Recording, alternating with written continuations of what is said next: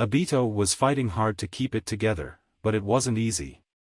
Everyone around him was losing their mind trying to figure out where his son was, but he knew that he had to keep his mind focused right now. There was several things he had to do right now. 1. He had to make sure his son was alive, that was the most important thing. 2. Once he was sure his son was alive, he had to make sure that he couldn't mark a missing Nin. While he had no idea if that would even end up being an issue, it was something he had to consider. 3rd, and finally, he had to make sure that Kakashi hadn't fallen into the wrong hands. If Kakashi was with someone really dangerous, then they needed to get him away from them now. He heard his wife had began to sob again. Where is he? Where is my baby? Obito got his first question out of the way. Is there any way to make sure that Kakashi is alive? Enko had the answer to that one. I already checked the snake contract and his name hasn't faded off. That means he's gotta be alive. Obito gave a sigh of relief at that. Alright, and there's nothing that would make people think he needed to be marked as a missing Nin? Jiraiya shook his head. Nothing that I know of, no. Obito moved on to his question, and is there anything that would point to him being with someone dangerous? Tsunade pulled out the note again. This is the only thing we've got. He took all of his ninja tools and most of his clothes and just left. Kakashi is sorry is all we've got to work with.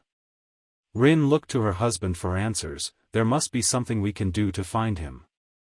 Something that has his scent on it that we could give to the Inuzukas maybe. Obito thought that idea had some potential. I'm sure we must have something around the house like that. Until then, no one tell the kids about this. Naruto and Fu leave tomorrow and I don't want them to know until they've arrived. They might try and stay to go look for Kakashi, but the best thing for them is to leave that to us and for them to keep training. Everyone went off to get everything started and Obito walked over and hugged his wife. It'll be okay, sweetie, we'll find him. Kakashi couldn't believe how quickly Zetas had gotten them to the Akatsuki's base. It couldn't have been more than a few hours and they travel at least 100 miles. The base wasn't a bad-looking place to be honest, although it wasn't that nice-looking either. All it was really was a cave with some furniture and other little trinkets. He'd met pretty much everyone and some of them didn't seem so bad. Tenaki was a little shocked to see him there and they butted heads at first, but in the end they worked it out. To be more specific, Pain told both of them to stop or he'd make them. Pain had actually asked Kakashi to come with him shortly after he'd gotten there. When Kakashi asked why, he'd simply said quietly enough so that the others wouldn't hear, "It's time for you to meet the person behind the Akatsuki." Kakashi wanted to know what that meant, but Pain was already walking away so he just followed him. Before long they were in a room with a very large statue in it. There was a woman there who turned as soon Kakashi entered the building. So you're finally here. I'm glad. I've been very eager to meet you, Kakashi. The first thing Kakashi noticed about this woman was that she had two different colored eyes. One was a Sharingan and one was kind of eye that he'd never seen before. Her face was covered in bandages too. Kakashi asked her, "Why do you want Kakashi? How do you know him?" The woman chuckled and started to take off her bandages, reliving her face. She almost looked a little bit like his dad. "Aren't you going to greet your grandmother?" Everyone had gathered to say goodbye to the two Jinchurikis at the gate. The Hidden Cloud was going to send a guide for them and the Hidden Leaf was sending Jiraiya to go along as well. He was supposed to tell them about Kakashi when they had gotten about halfway to the Hidden Cloud to make sure that they wouldn't try and turn back. Only Mito knew about the note and C had no idea what it was supposed to mean. Well, no one knew what it was supposed to mean actually. Tsunade walked over and gave Naruto a kiss on the forehead and handed him something. "You'd better come back, Naruto, I don't know what I'd do without you." Naruto looked down in his hand and saw a Tsunade's necklace in her hand. "But Aunt Tsunade, this is your grandpa's necklace. Why are you giving it to me?" Tsunade gave him a gentle smile. "It's not just a necklace, it's been said that it can help contain the power of the tailed beasts. I'm just give to you to keep you safe." Naruto thanked her for the gift and gave her a hug goodbye. Enko came up, ruffled Naruto's hair a little bit. I'm gonna miss you, Gaki, you too, Fu. I haven't known you real long, but you seem pretty cool. Don't let those cloud guys push you around, okay? Naruto laughed and Obito came over to say his goodbyes. Best of luck to you guys. I'm sure you'll become great Jinchurikis. Naruto frowned a little bit. I still don't get why Kakashi couldn't say goodbye with you. He couldn't just go see Inoichi later. Obito hated lying to them. Apparently he needed to speak to Kakashi now. Rin gave the two of them a hug. Be safe, you guys. They hugged her back and Hinata and Shino and came up to say goodbye. Naruto told Hinata, I'm sorry I have to be gone for so long. I promise I'll be back as soon as I can and you don't have to worry about me cheating or anything. Hinata gave a small laugh at that last part. Please, you may have me wrapped around your finger, but I have you wrapped around mine too. She gave him a quick kiss and Shino asked Fu, is there anything you like me to do while you're gone? Fu gave him a coy smirk. Yeah, loosen up a little bit. I feel like this is the first relationship where the girl's gonna have to try and get the guy to go all the way. Shino blushed under his coat, but nodded. Jiraiya could see the guide from the hidden cloud had arrived. Time to go, guys. Naruto and Fun said their last goodbyes and followed Jiraiya. They hated to leave, but knew it was what they had to do. When they left, Rin turned to Obito, is the search party ready? Obito nodded, yeah. I'm going to leave with them in just a half an hour. Rin was glad to hear it. She wanted her little boy back as soon as possible. Kakashi couldn't believe that he was actually standing in front of his grandmother. But aren't you supposed to be dead? She gave a small laugh. Supposed to be, yes. I'll tell you the entire story someday, but for now I just wanted to see you and tell you that I'm going to be taking over your training from here on out. We've got several very special things planned for you. Zetsu, start preparing him for the transfer of the first's DNA immediately. That last sentence had Kakashi more confused than he knew was possible. What? The Akatsuki leader was slightly amused at how confused the boy was. We're giving you some of the DNA of the first Hokage. It'll give you the ability to use his wood release and eventually you'll form a Rinnegan.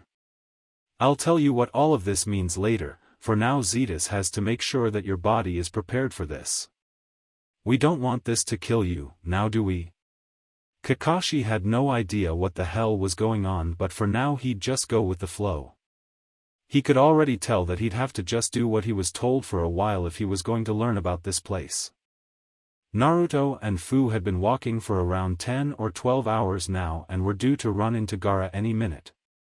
While they catching happily about being able to see their friend, Jiraiya realized that they were about halfway to the hidden cloud, which meant that he was going to have to tell the kids about Kakashi going missing soon. Jiraiya was broken out of his thought when the voice of a certain sand ninja could be heard. Hello Naruto, Fu, how've you guys been? Naruto smiled, great, I'm super excited about all of this. Gaara was as well, glad to hear it. Oh, and my condolences about Ino. They killed Naruto's good mood almost instantly. Yeah, that sucked for all of us. I think Kakashi took it the hardest though. Jiraiya figured as long as he had brought it up, I've got something to tell you guys about Kakashi, but I want you to remain calm when I do. There's nothing the two of you can do about it at the moment and we need you to keep training. We'll handle the situation. Naruto gave Jiraiya a funny look. What are you talking about, Uncle Jiraiya? Jiraiya told them about Kakashi's note and that he'd gone missing. Naruto and Fu wanted to turn back immediately, but Jiraiya wouldn't even consider it. He told them that they had everything under control, which wasn't really true, and that they needed to leave this to the adults for now. Naruto and Fu shot Jiraiya angry glares for hours after that, even though they knew he was right. Gaara seemed upset as well, but did a better job of hiding it. They got their good mood back eventually and said they were sure Kakashi would be back soon.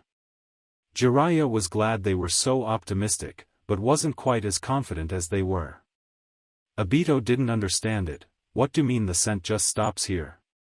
We're in the middle of freaking nowhere. Tsum's dogs sniffed again, but still shook its head. They'd gotten about 3 hours away from the village when Kakashi's scent vanished. I'm sorry Obito, but there's not scent left. Obito was getting frustrated. Oh, so I suppose he just magically disappeared into the ground. He didn't know how right he was. Tsum didn't know what to tell him. What do we do now?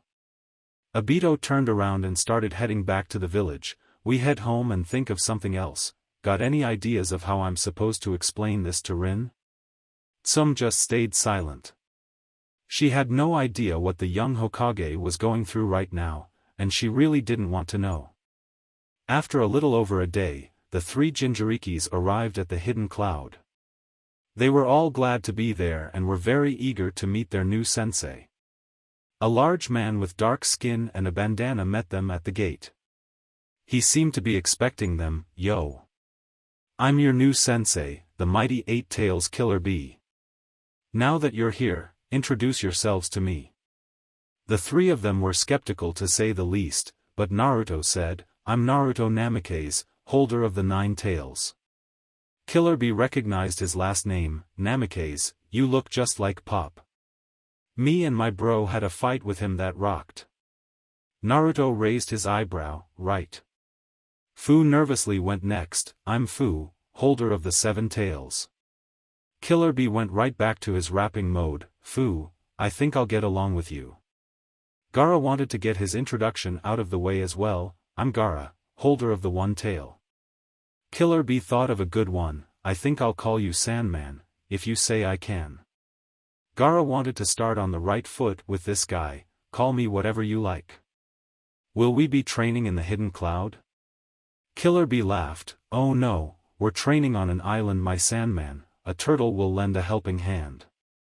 Gaara gave him a funny look. Oh, you'll see. Follow me, Killer Bee. They all indeed followed him, their curiosity piqued. They had to go meet with Jiraiya and the Raikage first though, so for now it could